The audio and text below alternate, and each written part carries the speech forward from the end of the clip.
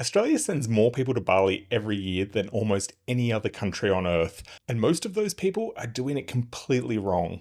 I've been to Bali multiple times, and I think I've cracked the key to do it well. Whether you've been 5 times or you're planning your very first trip, you need to stick around because these 5 mistakes are costing you the Bali of your dreams. Here's the thing about Bali that no one really talks about. It's one of the most unique destinations on the planet, and the culture is unlike anywhere else in Southeast Asia. If you've been there, you know that the food scene is extraordinary with literally everything available at your fingertips. And let's not forget that you can get a villa with a private pool for what you'd probably pay for a budget motel back at home. But, and this is a big but, Bali is one of the most misunderstood destinations out there. This is because there's a version of Bali that most people experience, and then there's the Bali that keeps people coming back again and again. So I've just come back from Bali and I've been racking my brain, and I think I've narrowed down the differences to 5 key mistakes. Number 3 is probably going to make people a little bit uncomfortable, but let's go through them.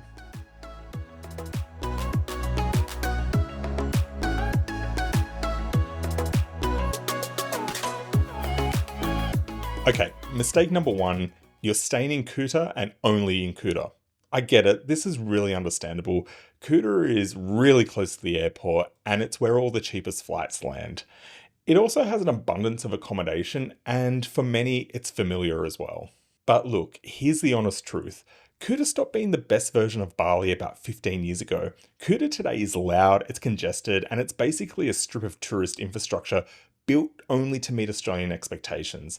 This can be fine if that's exactly what you want, but if you think Kuta is Bali, then you're only getting a fraction of what the island offers. Here's what most people just don't realize. Travel just 10 to 20 minutes north of Kuta and you're in a completely different vibe without being too far away. Legian is an area that borders Kuta and provides access to the best parts of Kuta while also having the opportunity to hide away. And Seminyak is just a bit further north and filled with restaurants and spas for days. Also, a key point here is once you move out of Kuta, the crowd changes. The quality of the restaurants and the accommodation and really just the whole experience lifts dramatically. You might be left wondering, if you leave Kuta, what about the price difference? Well, honestly, it's not as big as you might think. Now, this leads me perfectly into mistake number 2, because trying to escape the tourist crowds has its own trap, and a lot of people are falling right into this one. So mistake number 2 is you're trying to get off the beaten path, but you're doing it very wrong. I see this constantly. People arrive in Bali and they don't want the Kuta experience, so they go in the complete opposite direction. These people are searching for the real Bali, the untouched places, the secret spots. And fair enough, that instinct is right. The problem is about 1 million other travelers are trying to have the exact same experience. Places like Canggu that were really quiet and just local a few years ago, they're now overrun. And parts of North Bali that used to be peaceful are now dealing with tourist numbers the local infrastructure simply just cannot handle. So my hot take here is the hidden gem version of Bali doesn't really exist anymore, at least not in the way people imagine it. What does exist is a more considered way of experiencing the popular places, and that experience is still exceptional. I think the key here is timing. Most travelers show up to the rice terraces and popular temples at around 10 in the morning. But if you switch it up and go at something like 7 in the morning, it is a completely different experience with entirely different energy. And while we're on the topic of making better choices, mistake number 3 is the one that's going to divide the room. But before we get into that, if you're finding this useful, hit subscribe. I do a lot of this kind of honest, practical travel content, and Bali is definitely not the last destination we're going to cover this way. All right, on to mistake number 3.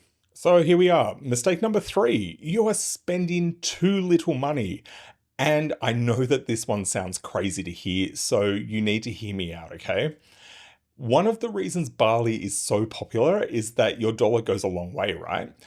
A private pool villa in Seminyak that would cost you, say, $400-500 a night at home, you're probably paying around 80 to 130 Australian dollars in a night in Bali. What about an excellent restaurant meal? Look, you're probably looking at $15 to $20 including drinks. Bali is super affordable. That's not the mistake here at all. The mistake is taking that affordability and then trying to spend even less and chasing the absolute cheapest option on every single line of your travel budget. Here's what happens when you do that. You end up in a $60 a night room that technically has a pool, maybe a private pool, but a pool, and it's shared with like 40 to 50 to 60 other guests, and it's right next to a main road. You end up eating cheap pub and bar meals 3 times a day, which is fine, but you're missing some of the best food Bali has to offer. And again, you're eating to the Australian market. So you end up doing the same free and cheap activities as everyone else on the island, which means you're right back in the crowded tourist experience you were trying to avoid to begin with. Bali really does reward you for spending a little more. And not a lot more, a little more. Upgrade your room accommodation by 30 to 40 Australian dollars per night. Eat at a mid range restaurant once a day and book a private driver instead of haggling over taxis. That alone is about 40 to $50 Australian for a full day. Think about it this way, if you've already spent somewhere between $600 and $1,100 on flights, why would you then want to spend a week making your own experience harder than it needs to be? By just spending a little bit more here and there, you will elevate your entire experience. Okay, have we recovered from number 3? Let's move on to number 4. Now, mistake number 4, you think that Bali is a party destination, full stop. If partying is what you want, Bali can absolutely deliver on that. Seminyak itself has some legitimately great beach clubs, and Kuta has the nightlife if that's your thing. There's no judgment there at all. But here's the Bali that a huge portion of travelers never see. Bali has some of the most accessible wellness, spirituality, and cultural experience you will find anywhere in the world. Ubud alone, which is about an hour north of Kuta, is essentially a completely different destination. There you will find an abundance of cooking classes, yoga retreats, and rice terrace walks, traditional healer visits, and temple ceremonies. I've had some of the most peaceful trips of my life in Bali, and I'm not someone who naturally gravitates toward wellness travel. I'm usually the kind of person that would avoid any sort of wellness travel or experience, but the culture is really fascinating if you engage with it. And the food, even from a purely practical standpoint, is extraordinary. If you're flying from Australia for 5 or 6 days, this is the angle I'd lean into. Skip the party trip, get a villa in Seminyak or Legian, and do at least one cultural day in Ubud. Spend a morning at a proper spa and you will come back more rested than when you left. That is the Bali that most people miss completely. All right, we're at the end. Mistake number 5. I've left this one for last because I think it matters a lot, and not for moral reasons, but for deeply practical ones. The mistake is you're not respecting the local culture and it's actively making your trip worse. Bali is a deeply Hindu island in a predominantly Muslim country. That's unique in the world. The temples, the daily offerings on the ground, and the ceremonies, they're not just tourist attractions, they're active living parts of daily life for people who are living there. Here's the practical point. When you take 10 seconds to cover up before entering a temple, or when you greet your driver or your villa staff with genuine warmth rather than treating them like a transaction, the experience you get is completely different. Balinese hospitality is exceptional, and everyone I know that has been remarks upon how warm and friendly the people are. But the people respond to how you show up. Travelers who engage respectfully tend to have drivers who go out of their way for them. They get invited into ceremonies and they're shown things that aren't on any itinerary.